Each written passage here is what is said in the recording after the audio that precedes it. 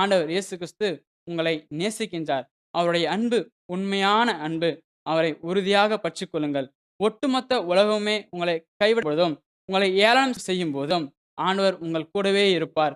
நீங்கள் வீட்டில் இருந்தாலும், படிப்பில் இருந்தாலும், வேலையில் இருந்தாலும், ஜெபத்தில் இருந்தாலும், எப்பொழுதும் ஆண்டவர் உங்கள் கூடவே இருப்பார். அவரை உறுதியாக பற்றிக் கொள்ளுங்கள். Praise the Lord. Praise the Lord. பிரியமானவர்களே, நம் ஆண்டவராகிய இயேசு கிறிஸ்துவின் அன்பை நீங்கள் உண்மையிலேயே அனுபவித்திருக்கின்றீர்கள் என்றால், உங்களுக்கு அடுத்து இருப்பவர்களை அன்பு செய்யுங்கள். வல்லமையோடு நற்செய்தியை பறைசாற்றுங்கள். ஏராளம் தான தர்மம் செய்யுங்கள். இயேசு கிறிஸ்துவின் விசுவாசத்தில் வேரூன்றி இருங்கள். அப்பொழுது இயேசு கிறிஸ்துவின் அன்பிலிருந்து ஒருவராலும் உங்களை பிரிக்க முடியாது. Praise the Lord. Praise the Lord. 1 யோவான் 2ஆம் அதிகாரம் 5ஆம் வசனத்தை வாசிக்க கேட்போம்.